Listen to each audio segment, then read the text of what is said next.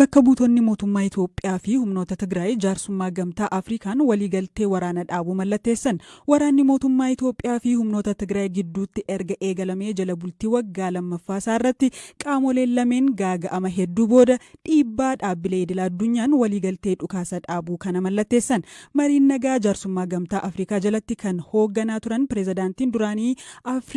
Pireezidaantiin duraanii Naayijeeriyaa Olusegun Obasanjoo duula walirraa hin cinne booda TPLF fi mootummaa Itoophiyaa waliigaltee waraana dhaabuu irra gahaniiru jedhan. Kunis xumura marii araaraa osoo hin taane jalqabbii gaariidha jedhaniiru.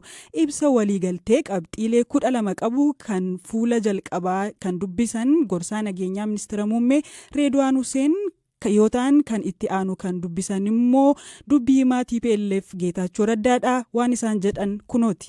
The representatives of the government of the Federal Democratic Republic of Ethiopia and the TPLF have agreed to announce to the people of Ethiopia and the rest of the world that after 10 days of intensive negotiations have concluded a peace agreement. Mootummaan Federaalaa Riippaabilika Dimokiraatawaa Itoophiyaa fi TPLF waliigaltee nagaa waarawaa fi waraana dhaabuu kanaan bakka bu'oonni mootummaa Federaalaa Itoophiyaa fi TPLF marii cimaa guyyoota 10 booda waliigaltee nagaa irra gahuu isaanii uummata Itoophiyaa fi addunyaa maraaf beeksisuu barbaanna. Galammeessoo dhaabbataan dhukaasa dhaabuu fi kaaba Itoophiyaatti lola ganna lamaaf tureetti xumura kennuuf waliigalleerra. Kasadeessoo ammoo waraanni kun mancaatii lubbuu namaa fi gaagaama hedduu fideera.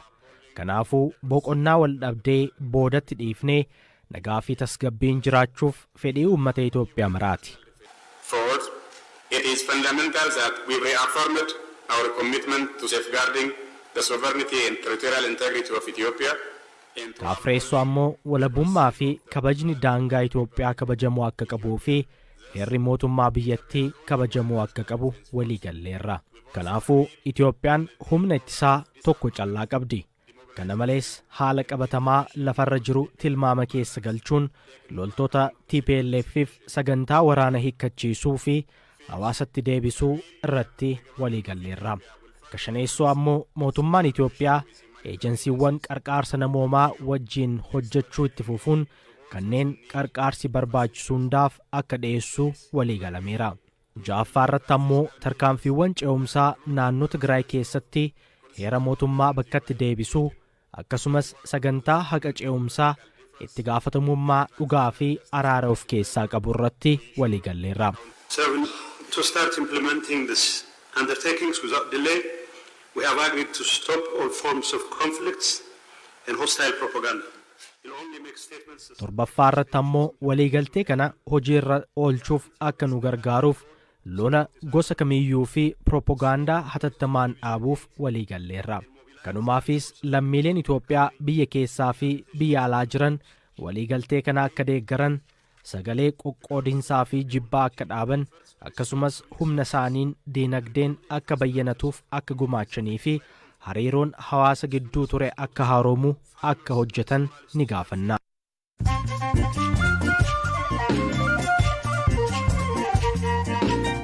Dhaggeeffattoota keenya amma immoo odeessaalee gaggabaaboon isinitti hima. Ameerikaan garee IS Soomaaliyaa keessaa fi miseensota isaa baha Afrikaatti meeshaa daddarbarsan irratti qoqqobbii keesse. Gareen IS bakkeewwan kaaba baha biyyattii bara 2015 irraa eegalee socho'aa kan jiru yoo ta'u lammiilee nagaa irratti dabalatee haleellaa raawwata.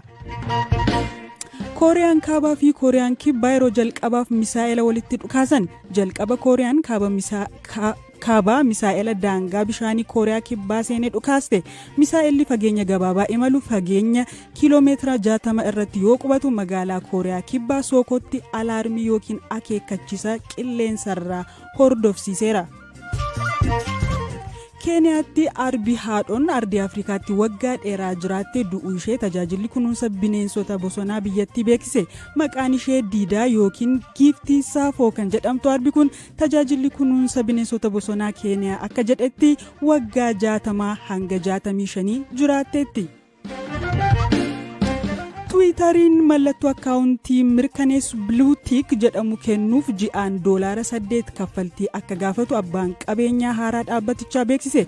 Iloon Maask dhiyoo $4 biliyoona 44 dhaabbata tiwiitaraa bituun ibsameera. Murtiin kun ergaawwan dogoggorsaa irra aanuuf gargaaraa jedhameera.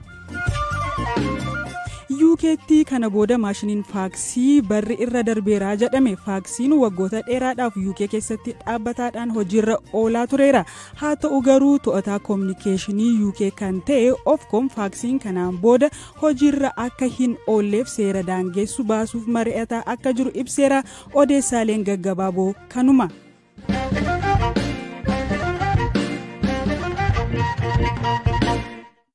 Guyyaa lama dura aanaaleen Wallagga Lixaa, Mandii, Qilxuu, Karraa fi Lataasibuu hidhattoota WBO'n to'atamuu jiraattonnii fi aangaan BBC'tti himaniiru. Dhimma kanarratti BBC'n gama mootummaa naannoo Oromiyaan deebii argachuuf yaalus hin milkoofne. Garuu qondaalli mootummaa godina Wallagga Lixaa nageenya isaaniif maqaan akka hin dhahamne gaafatan tokko hidhattoonni aanolee kanneen keessa akka jiran BBC'f mirkaneessaniiru. Qondaalli kun akka jedhanitti hidhattootni erga humna waraanaa mootummaa waliin walitti dhukaasaa turanii booda magaalicha galanii baankilee akka Awaash, Baankii Daldalaa fi Baankii Siinqee saamaniiru. Waajjiraalee mootummaas barbadeessaniiru jedhan. Qondaalli kun hidhattootni kaabinoota irratti xiyyeeffatu jedhamee waan sodaatamu hedduun isaanii baqatanii akka bahanis BBC'tti himan.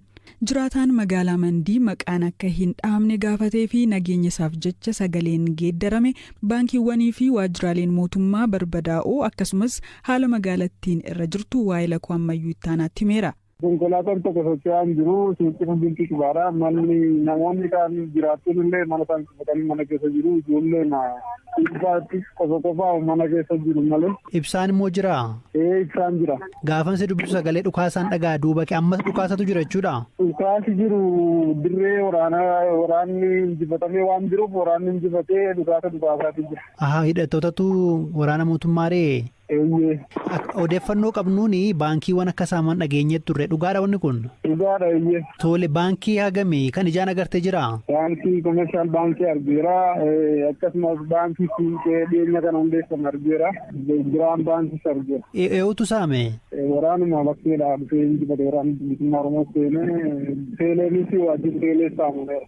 Waajjira teelees? Waajjirri mootummaa kan guutummaa guutuutti waan hafeen. Guutummaa guutuutti waan hafeen jiru gaafa jettu hin saamame moo maaltu ta'e?